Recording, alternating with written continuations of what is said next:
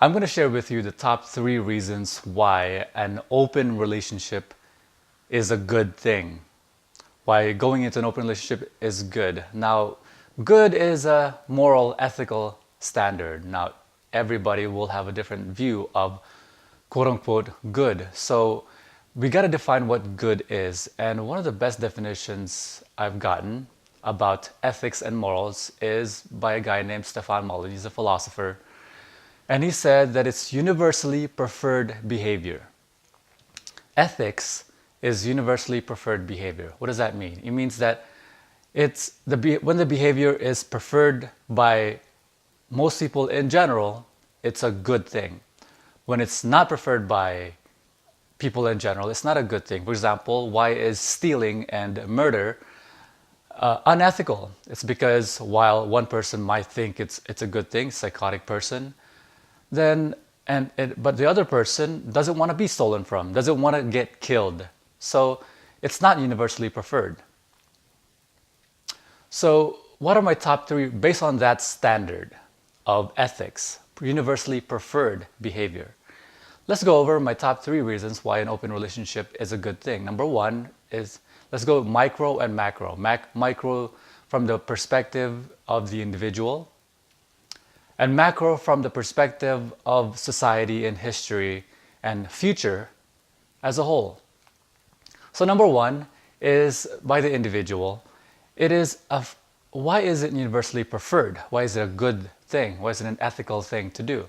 It's because it allows, as the potential, and it's just potential, has the potential for the person to be able to be free, be a free individual, have choice and have ongoing choice, have a merit in the relationship, meaning deservedness and worthiness in the relationship, meaning people are in the relationship because they want to be there and they choose to be there every single time, non-obligatorily.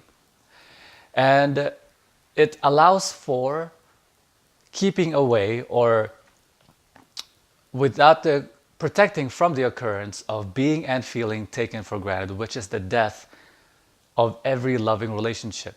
Being and feeling taken for granted. It disallows for that because of merit.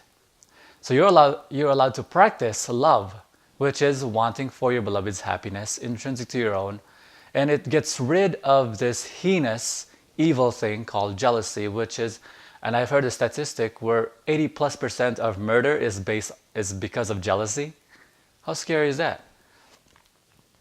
Jealousy is a compound emotion of fear of loss and rage from fearing that fear of loss.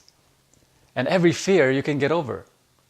People say that you are born with 2 fears, fear of loud noises and fear of falling, and a third minor fear, which is fear of pain. But people have gone over jumping over airplanes. You can get over every single fear you have. The number 2 reason why open relationship is a good thing is people wonder, well, if people are in open relationships, what about sexual health? People will go just rabid, seeing other people and not caring about sexual health and spreading around diseases. Well, I'll answer that in 2 parts, and I'll share with you why it's a good thing to be in an open relationship. Number 1,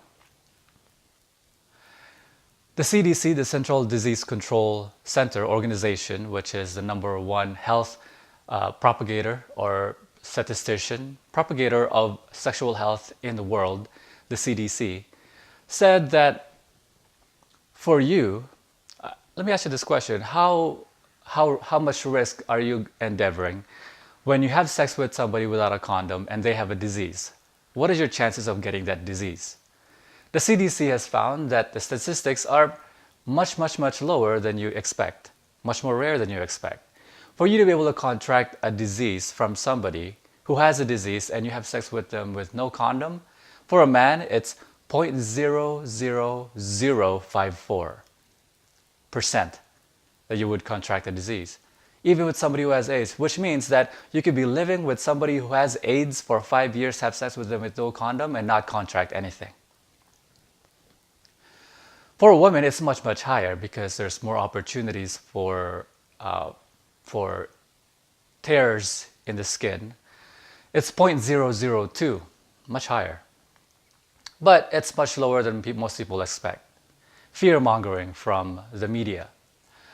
I'm not saying go out there and have sex with people with no condoms. I'm saying that if you're going into a relationship, an open relationship, which is like better than polyamory. I'm not saying I'm not against polyamory. I'm against polyamory. I'm not. But I'm saying the open relationship is not polyamory. Open relationship is having one partner committing to that relationship and being open to endeavors with extramarital or extra relational affairs or friendships or playmates, those sorts of things, without any jealousy, without any judgment, pursuing things that you'd like for your own reasons without any judgment or repercussions from it. I'm saying you'll have better communication when you're in an open relationship rather than when you're in a monogamous relationship.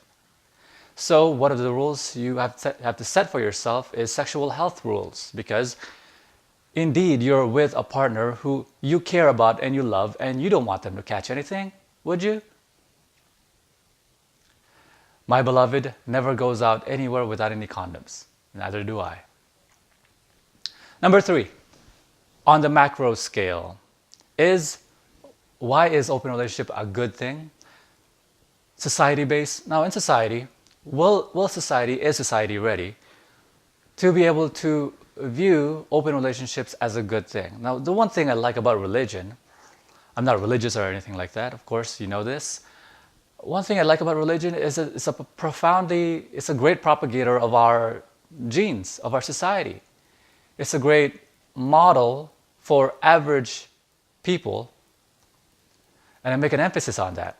It's a great model for average people to follow so that they can propagate their genes, they can build families around religious beliefs. Religion is an ethical standpoint. Religion, the fantastic thing is it teaches people ethics, average people. Now the reason why I make emphasis on average is because it doesn't take much maturity to have faith in something. It doesn't take you reviewing evidence, prove it to me. You just believe, which is what faith is. Faith is believing in something without any denying evidence and reason, which is why it's very hard to convince someone who has faith, even when you have evidence, is because faith by definition denies reason and evidence. But the wonderful thing about religion is that it allows for people, doesn't take much maturity to have faith in something. I just believe that this is the way it is, and therefore I live that way.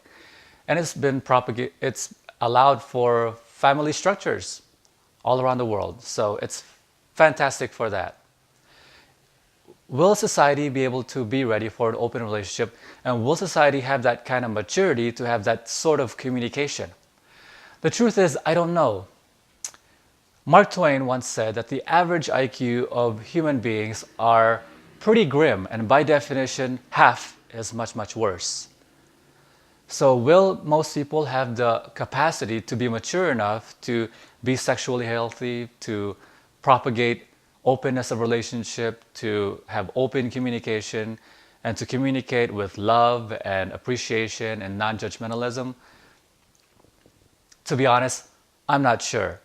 But if that were the case, if there were education that were to provide people the platform to become more mature and to understand relationships much, much better and communication much better, it would be a preferable behavior, universally preferred behavior. Now, who's going to propagate that kind of ethics?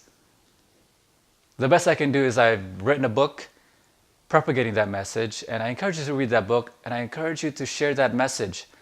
And it helps people to appreciate openness of communication in relationships and what love is and why jealousy is an evil, evil thing. So those are my top 3 reasons why being in an open relationship is good. What do you think? Do you agree with them? Do you have your own opinions on what makes an open relationship a good thing or a bad thing? Share it in the comments below. I would love to hear it, love to conversate with you. Click the like button, click the share this video with others, and subscribe to my channel. And I'll talk to you on the next video. Bye.